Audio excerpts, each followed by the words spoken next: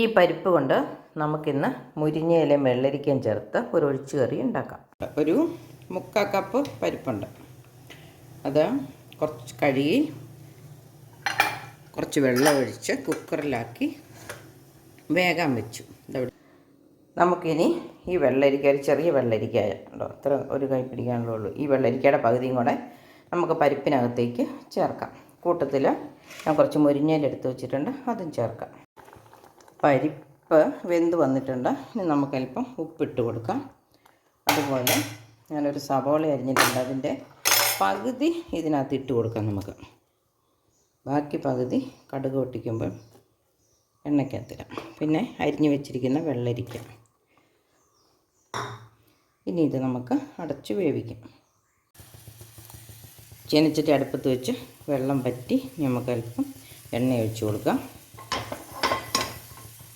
ചൂടായിട്ടുണ്ട്. നമുക്ക് കടുക് ഇട്ട് കൊടുക്കാം. കടുക് പൊട്ടുന്നുണ്ട്. നമുക്ക് അരിഞ്ഞു വെച്ചിരിക്കുന്ന സവോള ഇട്ട് കൊടുക്കാം.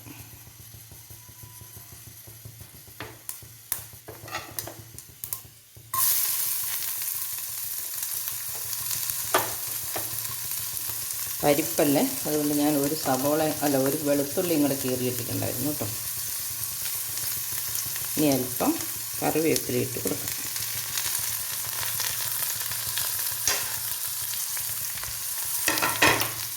ഇനി നമുക്കൊന്ന് ഇളക്കി, പരിപ്പിനുള്ള വെള്ളരിക്കയ്ക്കുള്ള ഉപ്പ് നമ്മൾ ഇട്ടായിരുന്നു. ഇലയ്ക്കുള്ള ഉപ്പ് ഇതിനകത്തേക്ക് ചേർക്കാം. ഉപ്പും ചേർത്ത് സവോളയൊന്ന് വഴന്ന് വന്നാൽ മതി. നമ്മൾ ഒഴിക്കുമല്ലോ അതിനകത്തേക്ക്, ഇതിനകത്ത് ഇലയിട്ട് ഇളക്കുമല്ലേ, അപ്പോൾ ഒത്തിരി ഒന്നും മൂത്ത് പോകണ്ട. അതുമല്ല, എണ്ണ ഒത്തിരി മൂത്ത് പോകുന്നത് എണ്ണയ്ക്കും ദോഷം ചെയ്യില്ല. അപ്പോൾ നമുക്ക് ഇത് നന്നായിട്ടൊന്ന് വഴന്നിട്ടുണ്ട്. ഇനി നമുക്ക് മുരിങ്ങയില ഇട്ട് കൊടുക്കാം.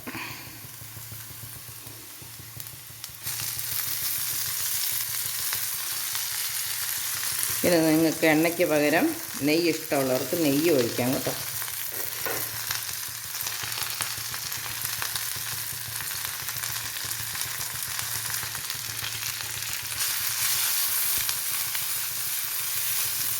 ഇലയൊന്ന് വാടി വന്നിട്ടുണ്ട്.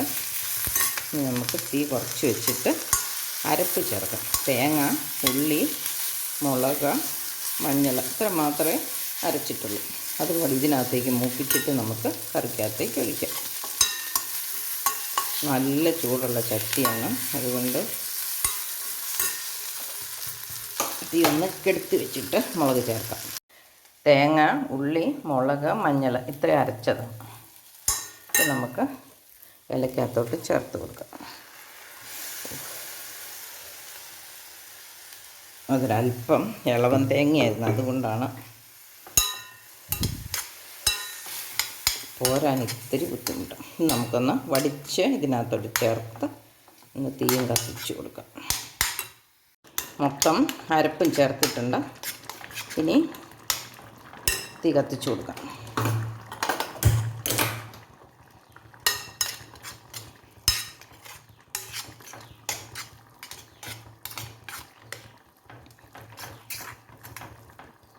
ചേർത്ത് കഴിഞ്ഞാൽ ഇത് വിട്ട് വരാൻ പാടായിരിക്കും. അതുകൊണ്ട് ഇപ്പം തന്നെ നമുക്ക് അരപ്പ് ഇലയുടെ എല്ലാ ഭാഗത്തുനിന്നും ആക്കാം.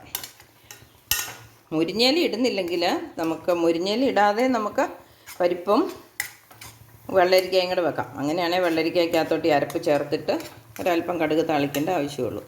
ഇലയാണെങ്കിലൊന്ന് എണ്ണയ്ക്കകത്തിരുന്നെങ്കിൽ ഇലയിലെ ഗുണങ്ങളൊക്കെ നമുക്ക് കിട്ടുള്ളൂ. മുരിങ്ങയില ഇടുന്നതുകൊണ്ടാണ് ഞാൻ ഇല സെപ്പറേറ്റ് എണ്ണയ്ക്കകത്തിട്ട് ഇളക്കി അതിൻ്റെ ഒപ്പം തന്നെ മുളക് അരപ്പും കൂടെ ഒന്ന് മൂപ്പിച്ചത്. നന്നായിട്ട് ചൂടായി വന്ന് ഇത് തിളച്ച് വരുന്നുണ്ട്. നമുക്ക് അനങ്ങാതിരിക്കുമ്പോൾ നോക്കാം. ഇനി നമുക്കിത് ചേർത്ത് കൊടുക്കാം.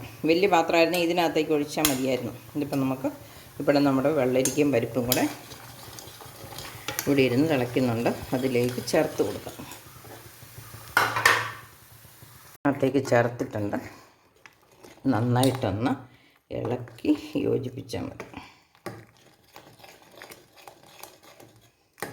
തേങ്ങയ്ക്കൊക്കെ ഭയങ്കര വിലയല്ലേ, തേങ്ങ കുറവല്ലേ, തേങ്ങ ഇത്ര അരയ്ക്കണമെന്ന് നിർബന്ധമില്ല കേട്ടോ. ഞാൻ പിന്നെ ഒരു ഇളവൻ തേങ്ങ ആയതുകൊണ്ട് പിന്നെ അതങ്ങ് മൊത്തം അരച്ചെന്നേ ഉള്ളൂ.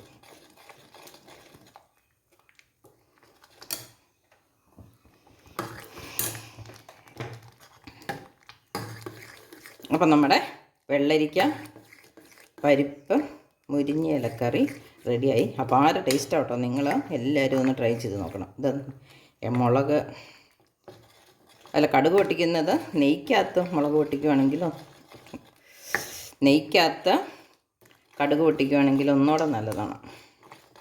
ഇനിയിപ്പം ഞാൻ എല്ലാവർക്കും നെയ്യുടെ ടേസ്റ്റ് ഇഷ്ടമില്ലല്ലോ, അതുകൊണ്ടും തണുത്ത് കഴിഞ്ഞാൽ 2 നേരം ഉച്ചയ്ക്കും വൈകുന്നേരം കൂടെ കൂട്ടുന്നെങ്കിലൊക്കെ തണുത്തോണ്ടാണ് അല്പം അധികം ഉണ്ടല്ലോ ഇങ്ങനെ ചേർത്തിരിക്കുന്നത്. അപ്പം തന്നെ കൂട്ടി തീർക്കാൻ മാത്രം അല്പം ഉണ്ടാക്കുന്നെങ്കിൽ നമുക്ക് നെയ്ക്കകത്ത് കടുക് പൊട്ടിക്കാം.